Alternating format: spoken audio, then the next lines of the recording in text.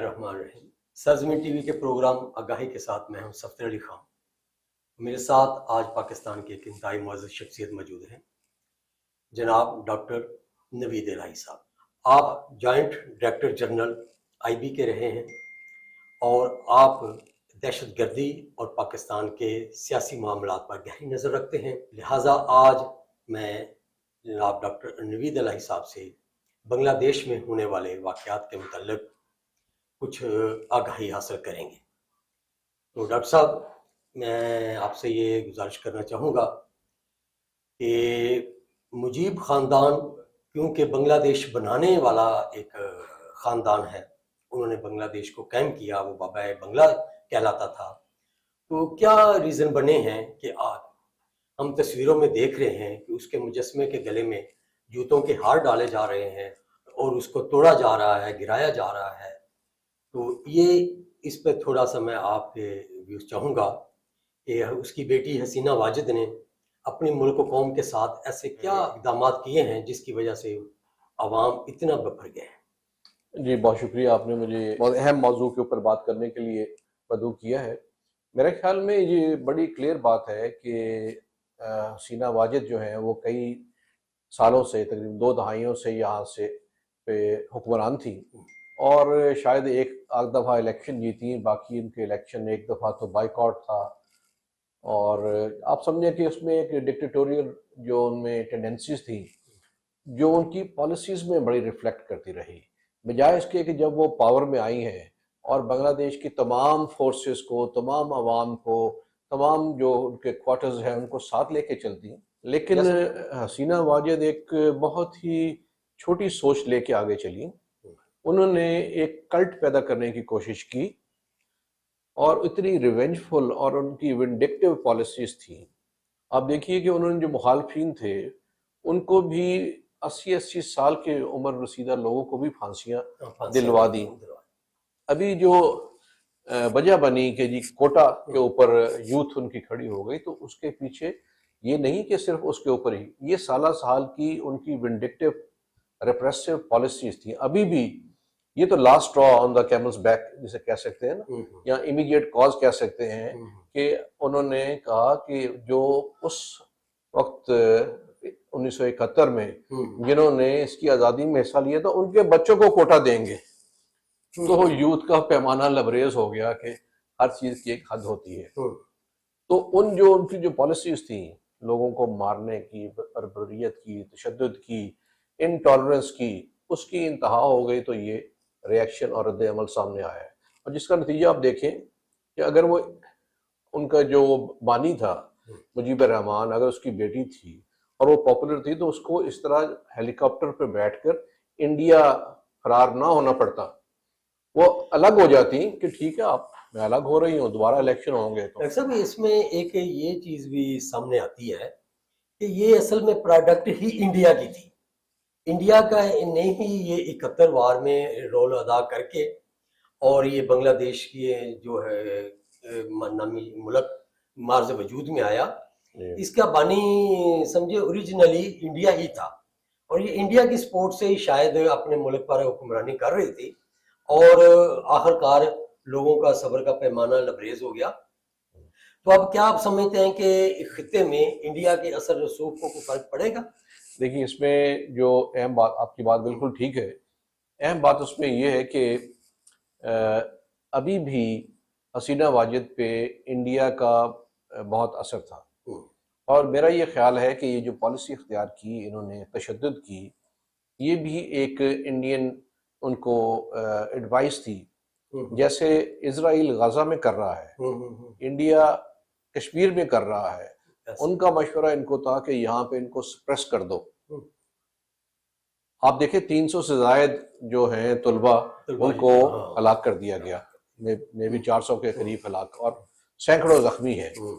تو یہ ان کی ایک جو وہاں پہ اسٹریٹجی تھی، وہ حکمت عملی تھی، وہ انڈیا ان کو ڈکٹیٹ کر رہا تھا، اور وہ انہوں نے اس پہ سوچنے کی صلاحیت ان میں شاید یہ نہیں تھی کہ آپ جہاں جہاں پہ آپ نے اپنے لوگوں کو کچلنے کی کوشش کی ہے، اس کا ایک حد کے بعد رد عمل آ جاتا ہے، جو اسی طرح کا تھا جو بنگلہ دیش میں آیا ہے۔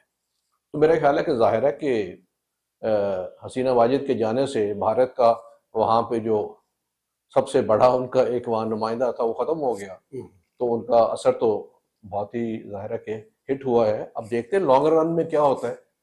اچھا، آج کل ہمارے جو سیاستدان اپوزیشن میں ہیں وہ بھی قومی اسمبلی میں مثالیں دے دے کے بنگلہ دیش کی تو تقریریں کر رہے ہیں، جبکہ پاکستان کے حالات میں سمجھتا ہوں کہ اس سے کافی مختلف ہیں. تو آپ کیا سمجھتے ہیں کہ کوئی اس کے اثرات پاکستان پر بھی کسی حد تک یا کسی طور طریقے سے افیکٹ ہو سکتے ہیں؟ دیکھیں یہاں پہ جیسے آپ نے خود فرما دیا کہ ہمارے اور ان کے بنگلہ دیش کے حالات میں بہت زمین آسمان کا فرق ہے. سیاسی اختلاف ہونا الگ بات ہے. پاکستان میں کوئی اس طرح کی ریپریسو پالیسیز کوئی عرصہ 30 سال سے نہیں چل رہی کہ جس کے نتیجے میں ایک جو ہے وہ بوائلنگ پوائنٹ پہ پہنچ کے بسٹ کر جائے. یہاں پہ تو یہ پچھلے 4 سال میں تیسری حکومت آ رہی ہے، الیکشنز ہو رہے ہیں، پھر یہ ہے کہ تمام لوگوں کی سنی جا رہی ہے جو سمجھتے ہیں، جن کی بڑی کوشش ہے کہ سری لنکا جیسے حالات ہوں، بنگلہ دیش جیسے حالات ہوں. وہ ان کی اپنی ایک سیاسی عزائم اور خواہشات ہیں. ہماری عوام میں ایسی پارلیمنٹ بات میں کوئی نہیں ہے. سوری دیکھیں میں معافی چاہتا ہوں، ہماری پارلیمنٹ میں تو تقریباً ملک کی ہر جماعت کی نمائندگی موجود ہے جو ریپرزینٹ کرتی ہے ہمارے معاشرے کی. پہلی بات تو یہ ہے کہ آپ دیکھیں کہ اس طرح کا رول نہیں جیسے حسینہ واجد 20 سال سے رول کرتی رہی اور جیسے بھی کرتی رہی، ایک تو وہ نہیں ہے.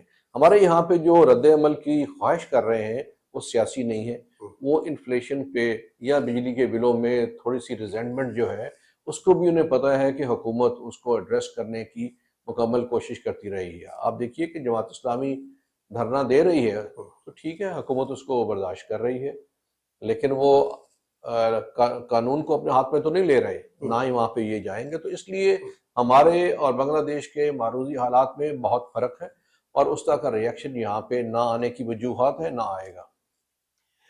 ڈاکٹر صاحب، ایک اور افواہ بازار میں گرم تھی، لیکن اب کچھ ٹھنڈی تو پڑی ہے، لیکن ابھی بھی ہے کہ حکومت کی تبدیلی کی ہوا بھی کچھ چل رہی ہے، کوئی پلاننگ ایسی ہو رہی ہے کہ کوئی قومی حکومت ملک میں قائم کی جائے. کیا پاکستان میں آپ اس طرح کے کوئی آثار دیکھ رہے ہیں؟ دیکھیے میرا تو خیال ہے کہ باتیں تو بہت ہوتی ہیں اور حکومت آتی ہے تو ساتھ ہی جانے کی باتیں تو ہمیشہ سے شروع ہو جاتی ہیں. یہ ان کا ایک ٹیکٹک بھی ہے، مخالفین کا حکمت عملی بھی ہوتی ہے. میرا یہ خیال ہے کہ جو ہمارا ہدف اس وقت نمبر 1 کیا ہے کہ ہمارے معاشی استحکام پیدا ہو. بالکل. اور میرا یہ خیال ہے کہ ہمارا معاشی استحکام کی طرف ہم بیبی سٹیپس لے رہے ہیں اور اس طرف چل پڑے ہیں.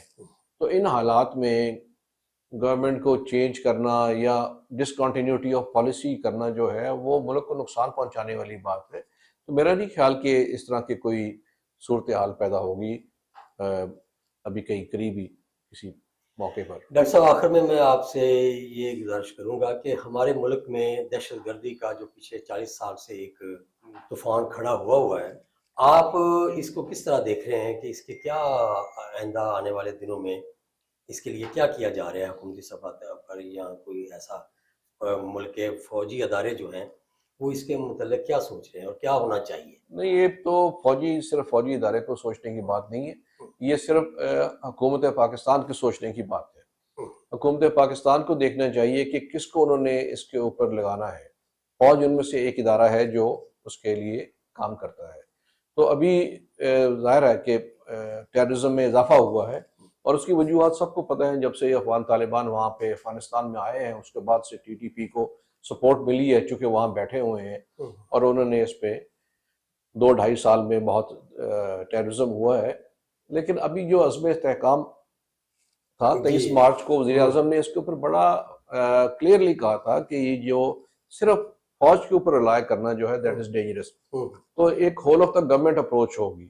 ابھی آپ نے دیکھا ہے کہ بنوں میں کچھ پرتشدد واقعات ہوئے تو آگے فوج نے بھی کہا کہ ٹھیک ہے، آگے سول ادارے آگے آئیں، پولیس آئے، سی ٹی ڈی آئے، لکی مروت میں انہوں نے کیا، باقی جگہوں پہ تو ان میں بھی سخت ہے.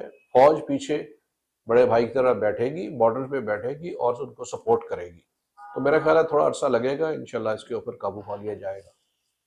ڈاکٹر صاحب بہت شکریہ آپ نے بہت امید افزا باتیں بتائیں، اور دعا ہے کہ اللہ پاک پاکستان کو سلامت رکھے۔ اس کے ساتھ ہی میں اجازت چاہوں گا۔ اللہ حافظ۔